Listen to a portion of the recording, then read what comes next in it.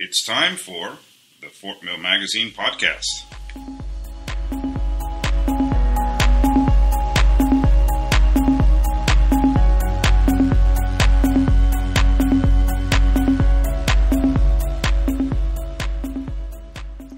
It's Wednesday, July 18th, 2012. I'm Tracy Roman, and my co-host is Emily Wyatt. Hello! We are really excited about today because super excited. We're launching this new product, this podcast. We lost sleep last night. Lots of sleep was lost. Yes. But it's pretty exciting to introduce this new media channel to our readers and and now we're going to have an audience. That's kind of cool. And it's cool because we get to update people on the old articles. We get to talk to interesting people around the town of Fort Mill. You know, we can pretty much interview whoever we really want to. I mean, anything goes. Right. So we'll be talking to either the contributor that wrote the story or the subject, the person that was of interest in the story, or maybe even both sometimes. Yeah, that would be cool. Because then they could talk about their interview and the process. And yeah, it's going to be a great behind the scenes, I think, for a lot of our readers. I think it'll be a really interesting experience for everybody involved. Right. And maybe even they'll get to partake of some of our brainstorming sessions about upcoming issues. And that's interesting for everyone. Yeah, that'll be entertaining, hopefully. And then, of course, whenever we talk to someone that we've covered in past issues, they can give us an update as to how things have changed or improved or what, the latest thing is for them. Right. For example, we have Ken Caputo on today, and he wrote the Energy Inc. Summit article in our last fall issue, or summer issue, the summer of 2012. Mm-hmm. So that'll be really interesting to see how far that's come in the past few months. Yes, because that's definitely a hot topic, I think, for a lot of folks want to know, how that's going to affect our area. So he's going to be here later to give us the 411. Yeah. And then we also have a musical artist, too. I'm excited about that. And I really like his stuff. I know you and I listened to it a little bit before, but he's got some good pipes. That's right. And we're talking about Remy St. Yep. And I think we have a clip to listen to. We do.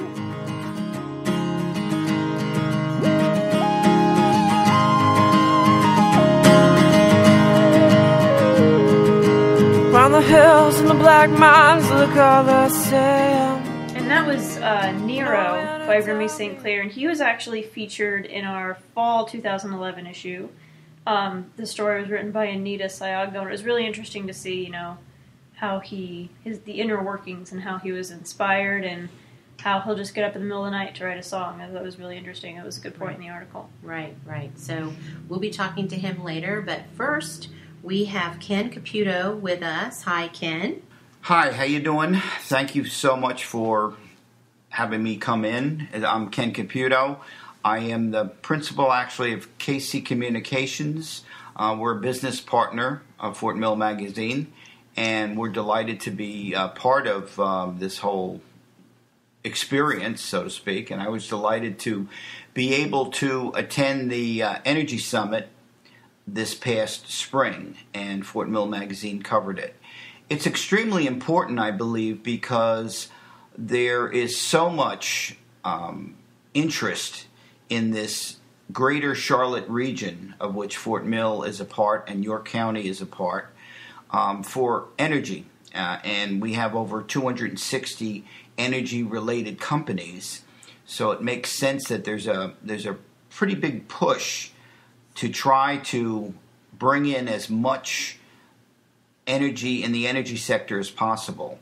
One of the catalysts to that is the Charlotte Regional Partnership, of which I am an advisor, a marketing advisor to them, and they've done an unbelievable job in positioning Charlotte as the new energy capital. And also, they are the ones that have come up with Charlotte USA. But the Energy Summit itself was just a fantastic experience. It's growing each year. There's a lot of interest in the vibrancy of this whole Charlotte region, of which Fort Mill is a part. So can you give us kind of a layman's rundown of what's actually going on in the energy world? Or Sure. As you know, energy is one of the fields that's critical to America's future. We're trying to rely less on overseas oil. There's a sense that if we can get more energy independent, we can do more, and there's all different types of energy that's coming about, such as solar energy, new ways to convert from internal combustion engines to full electric or hybrids, solar panels, you name it. There's natural gas. There's a lot to be said about what we can do as not just to serve our energy needs, but also to be a leader throughout the world. So we're seeing this as a growth industry. Excuse me. There's a few fields that have been identified. Few sectors have identified for growth, and one is energy. Another one is healthcare, because of the graying population, so to speak. But I guess about 10 years ago, the people, I believe, at Duke Energy were the ones that first started talking about possibly Charlotte becoming a powerhouse in energy because of the different types of companies that are here. And that just kind of took off. So there are about 4 or 5 different sections of the country that are trying to be dynamic energy places. But Charlotte is pretty much has the inside track because there's such a energy here is big. The rates for manufacturing are relatively low. There's just a lot that Charlotte has an advantage. Greater Charlotte has as an advantage. So we're really lucky that we are a bedroom community of Charlotte, and that the Energy Summit is here. So can you tell us a little bit about how having it in Charlotte is beneficial to us here in the Fort Mill area? I mean, is there going to be job creation, that sort of thing? That's the whole crux of it. And I'll tell you the thing that I'm most excited about is there's a place in Charlotte called Packers Place, and it is literally an incubator for new companies. And it's not just in terms of energy, but they're also becoming high tech, and there's nonprofits are going in as well. Packard's Place. Let me tell you a little about it. Adam Hill is the director there, and he's calling it kind of a renaissance for Charlotte. Again, 20 miles from where we live here in Fort Mill. What happens there is the Steve Jobs. He started his company in his garage. Well, this is the garage for small companies. This is the garage for innovative companies that wanted to create new ideas in terms of energy, or maybe nonprofits, or high tech. And what they're doing is, we talk about, well, what did the stimulus money, what did that do for us a few years ago? Well, actually, this is a direct result of government stimulus, because a lot of stimulus money went into this Packard Place, and what they converted an old warehouse, Packard dealership from the 30s, literally, into this. They gutted the place literally and put in all kinds of new equipment. Sophisticated power lines, sophisticated internet, etc. And they are providing space for small startups in a lot of different facets of energy and, like I said, high tech. And the beauty of this is they've even got, because I toured the place and I met with Adam, they've even got a lender there, someone who can front them with some advance money to get started, to get moving on this. So they've got seed money, basically. The whole purpose of this incubator is not just to start a company, but to get something going so that they don't necessarily stay there, Packard Place. Most places will start there, start small, a few people, and once they grow a bit, they will move on to their own headquarters, whatever. Right. So it's a place for them also to collaborate.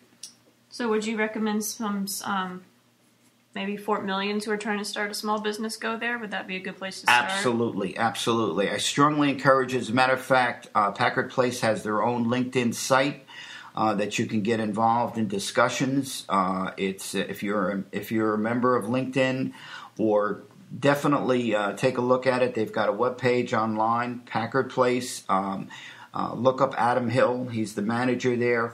They're constantly doing introductions for new people, tours and whatnot. But it's interesting. This was my big takeaway from this year's energy summit. I didn't even know that it existed or was going to exist. But literally, the last session that I went to, the principals were there from Packard. As a matter of fact, one of the sponsors to get this going is a guy from Duke Power, so Duke Energy. So it's got legs. It definitely has legs, and it's going to be incredibly important. Can you tell us a little bit about the recent news about Progress Energy and Duke Energy possibly merging? Do you have any update as to the progress of that? It's been somewhat contentious, but I believe it is going to go through, and that's another reason why we're tremendously well positioned to be the energy capital, because it will make the largest energy company in the United States right here, headquarters in Charlotte. There's been some political wrangling between the two, but I think it's settling down, and everyone is hoping it's going to be the right mix, the right fit for both companies. I will say this: Duke itself has been incredibly supportive to helping smaller companies get started, and they've just been at the forefront. They've done an awful lot, for example, on promoting the electric cars. And there's been some actually electric car inventors, people that are working on sophisticated, extraordinary batteries that will last longer right here in the Charlotte area. And again, let me just say, too, that we are blessed. We are in York County. York County is one of the 16 communities in the Charlotte region that's under the Charlotte Regional Partnership that is identified as being having the workforce, the blessed by the good resources here, accessibility to mainland Charlotte. I will say too that there's another relatively new wrinkle right here in Fort Mill. Fort Mill now has an economic council. And KC Communications, we've been having discussions with them and working with them because what they're trying to do is generate more interest in companies coming into Fort Mill, responsible companies in Fort Mill to build in certain commercial areas of the township. And that will only help our ratables and help bring in more opportunities for people to get good jobs. Right. So if someone wants to learn more about what you do with KC Communications, or they want to get more information about the Energy Summit or Packard Plays, can we direct them to you? Do you want to give your Absolutely. contact information? Sure. I'd be happy to talk, or they can contact me at. Actually, this is a more direct. I'll give you a more direct email address for me at caputo.ken@gmail.com, or you can take a look at our website, www.kccomteam.com, and you'll see samples of our work, and you can certainly reach me through that as well. But I'd be happy to connect anybody with any of the people or resources that I know, and it's an exciting time to be part of Fort Mill. I really, really, truly mean that. Besides being rated one of the top 10 places to live in the United States, the environment here is just terrific. Let me point out one more thing while I'm thinking about it. I think the reason why Charlotte and this whole region is succeeding is because there's an incredible partnership here between private industry, the school systems, the community colleges, the higher education colleges, and local government. They're working together like I've never seen anywhere. I can say that particularly for the Charlotte Regional Partnership, the way they work together, I've never seen. I come from New Jersey, and you didn't have this kind of support. The schools, especially, are tailoring their courses to fit industry to a T, and it's wonderful to see, and that's why we have, I think, a major advantage down here. Right. Yeah, it's a very exciting time to live in Fort Mill for sure. Well, we thank you, Ken, for coming in and sharing with us your take on the Energy Summit and some great things that are coming to our area. My pleasure. Well, that was very informative about a topic that I have to admit I'm not know much. Really, in tune to as I should be. But it sounds like there's definitely a lot of exciting things. And Fort Mill's right, right close in the middle to the of action. Yeah, that's great. So it's good for us. It's good stuff. It's excellent. Good news all around. Good news all around. That's right. And now we've got Remy. Remy's here. I am Remy St. the Sonic Architect. So the Sonic Architect. I think I just stole it from somebody, but it's yours now. It is mine now, I guess. So, Sonic Architect. Tell me, what does that mean? Oh, just fancy way of saying that I play a guitar and sing a little bit into a microphone. But you play multiple instruments, from what I understand. I do. I play a little bit of piano. I'm still learning. So, and I play harmonica, drums, and trumpet. I'm actually a student of the Fort Mill band. So. Oh. Which is an awesome thing to tout.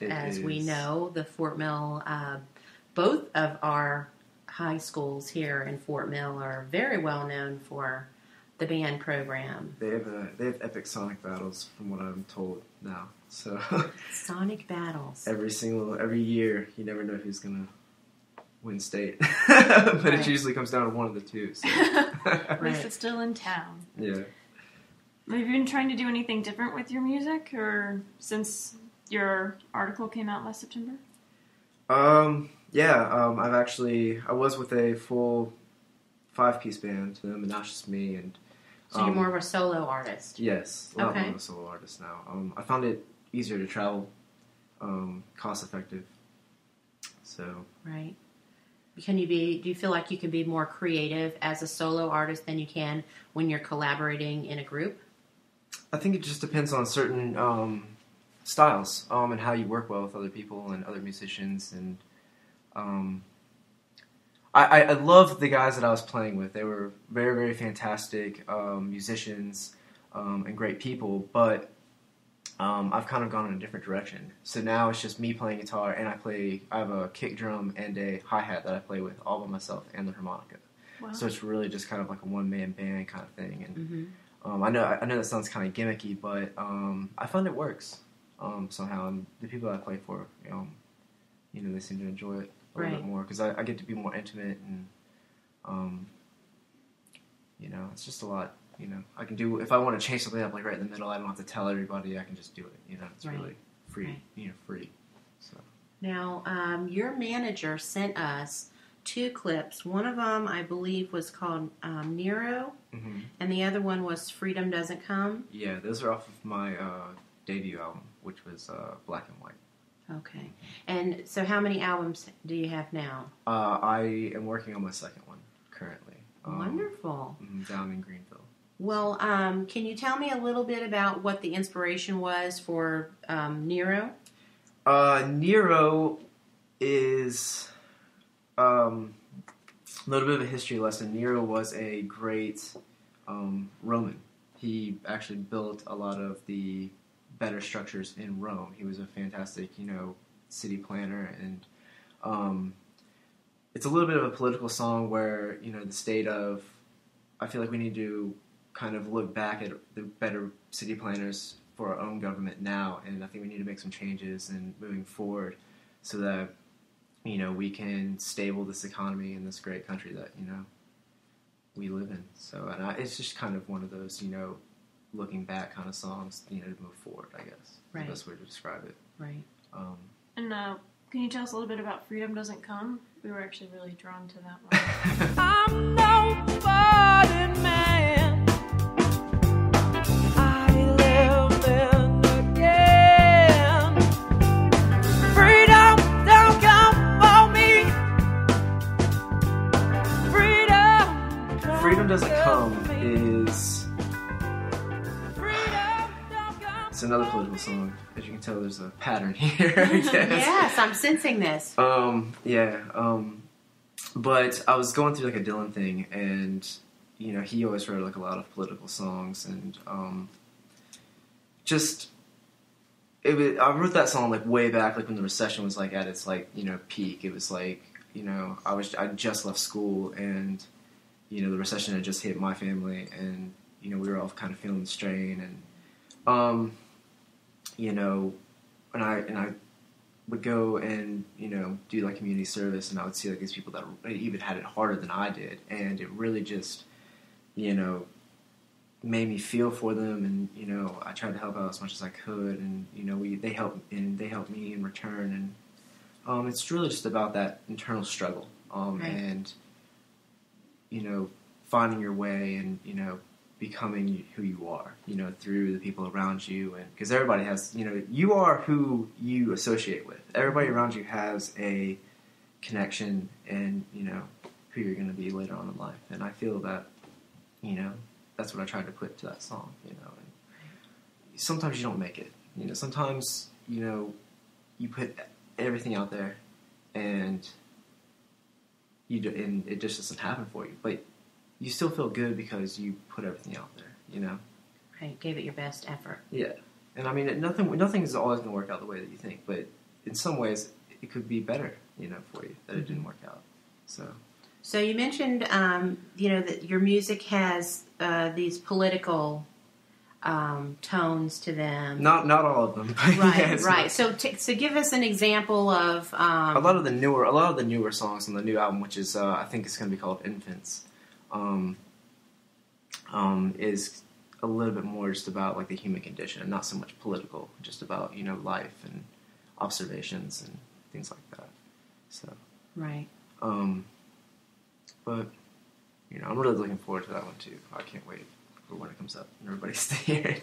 So Right, and that's going to be still in the same... Like, I guess if I had to put you into a genre, I mean, it's difficult because it is pretty unique. The sound, I think, is really is unique, and that's a wonderful thing. But I think when I was looking at like your Facebook and things, it says something about folk and rock, right? Is that what it has on there? yeah, Folk and it's rock? it's like indie folk rock, and then I throw some blues in there, I throw some jazz in there, some funk, in So- certain places. What artists do you use as inspiration when you're trying to find a sound or a certain...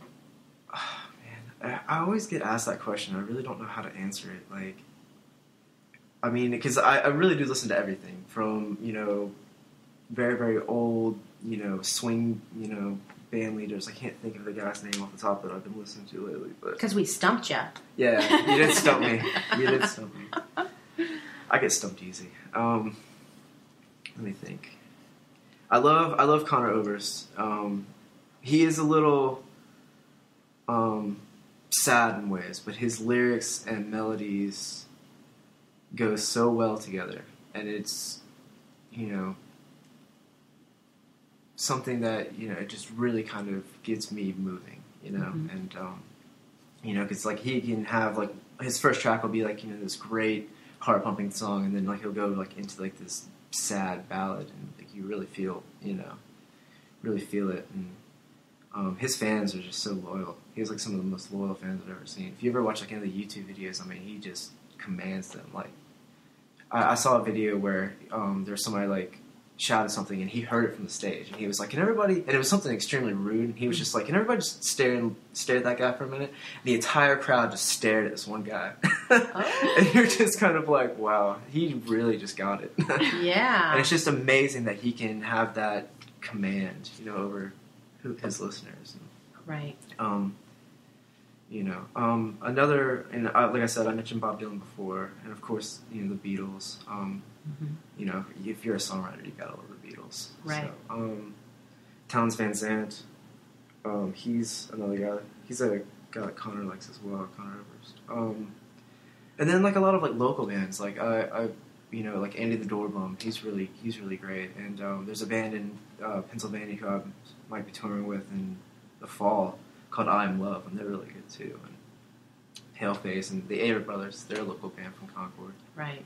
They're really growing a huge fan base now, aren't they? Yeah, they're giant. They're playing like all the major festivals, so it's really great. And like a couple other bands like Matrimony, people like that from like the local area, and you know, just you know, there's so much good music coming out of Charlotte, Fort Mill. You know, even back in high school, like I always knew like so many great musicians. And, right. You know, I've seen them all like kind of like go off and do their own thing. Like I just hung out with a friend of mine from high school that we used to play with, and he's moving to Nashville, so he's making that leap. So I hope it works out for him. And are you scheduling more and more gigs here in Fort Mill or Charlotte? Like, where are you playing mostly now? Well, Fort Mill. I try to play as, you know, shows in Fort Mill. There's only like a couple of places that you can really play though, like Seago's, and I've played there, you know, because I knew the owners very well. And So that's kind of a challenge. it is a little bit of a challenge. It is a little bit of a challenge because they're just really, you know, if you want to go to a venue, you have to go into Charlotte, you know, and it's not that far of a drive, but it would be really great if there was more, you know, festivals in the park or something like that like some of the local musicians could get involved with, as well as some of the, you know, regional musicians as well. And you know, it would be really great to be able to, you know, kind of have like a music series or whatever, like in the, you know, in that, what is it, Walter P. Elijah? Is that what it's called? Walter Elijah Park. Walter yeah. Elijah Park. Mm-hmm. In that park, you know, they always do like movies and stuff, but I think they should do like some concert series. I agree with you. We're going to try and see what we can do to steer that idea on. Yeah. So if you've got some upcoming shows you want to tell us about, Or when Infants comes out, if you have a release date for that. We don't have a release date for that yet. Hopefully it'll be out by November is what I'm shooting for. So and holiday maybe season. Yeah, holiday season. And where could people get that? Are you on iTunes or? Yeah, we'll probably do. I'm really shooting to do a digital and vinyl release. My first vinyl release. I That's exciting. really want to do that. Yeah. And I think that it'll, you know, play to the music that we're doing. So, I've brought in a church string section in that's really fantastic, in Greenville, and just, you know, working with some really great people down there. So, but I'm not playing. I don't know if I'm playing anywhere in Charlotte yet. We're still working out. Like I said, I'm supposed to be doing a tour with I Am Love in the fall, like late September, early October, and I think we're going to be coming through Charlotte, and I think we might be playing at the Double Door. I've been speaking with them, and or the Chop Shop, or even the Evening Muse. I've been speaking with them as well. So But right now, I'm just kind of doing another show at this place called The Station in Chapel Hill on July 26th. So, but, Very good. Well, if someone wants to learn more about your music, or if someone wants to book you for a gig, how should they contact you? The best way to contact me, I have a website, but I made it myself, and it's not very good, I guess. I'm not a web architect, I'm a sonic architect. Sonic architect. Yeah, you can go to reverbnation.com/Remy St. Clair. And how do you spell Reverb Nation? REVERBNATION, I think. ReverbNation.com. ReverbNation.com//Remy St. Clair. And that's got like my press kit, it's got, our press contacts, all that stuff, all the songs, most of the songs. Mm-hmm. And wonderful. And then, so you've brought your guitar, so you're going to play a little tune for us? I will play, well, I'll let you guys decide. Do you guys want to hear a new song, or do you guys, from Infants, or do you guys want to hear an old song? Do you want to hear Nero or something else? Or? I think something from the new would be great. Yeah, absolutely. Right. It's still called Untitled. And if anybody wants to email me a title to this song, they can go to reverbnation.com/Remy St. Clair. Awesome. But yeah, right now the title's Untitled. But when I played this, I just played at the Noda Summer Music Fest. And when I said that this was Untitled, like, people started shouting out titles, but I can't remember what they were saying. So it's not as helpful as you'd want it to be. I know, right? And then they were like, yay! Well, can you tell us a little bit about what has inspired this song? Well,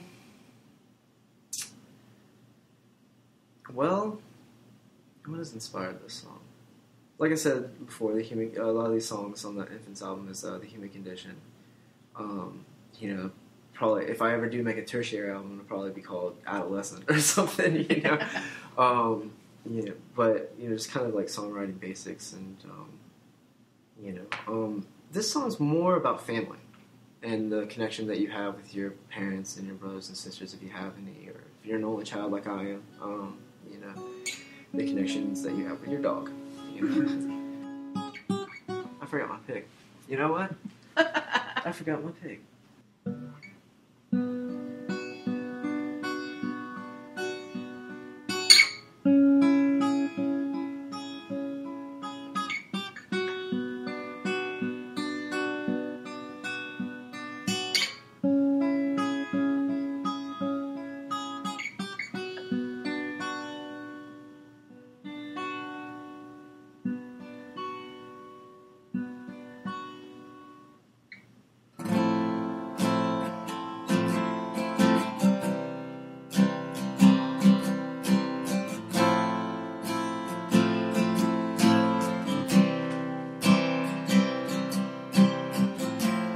Show you that I can.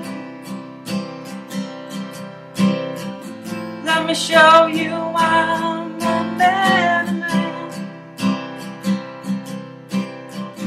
Let me bring out all the...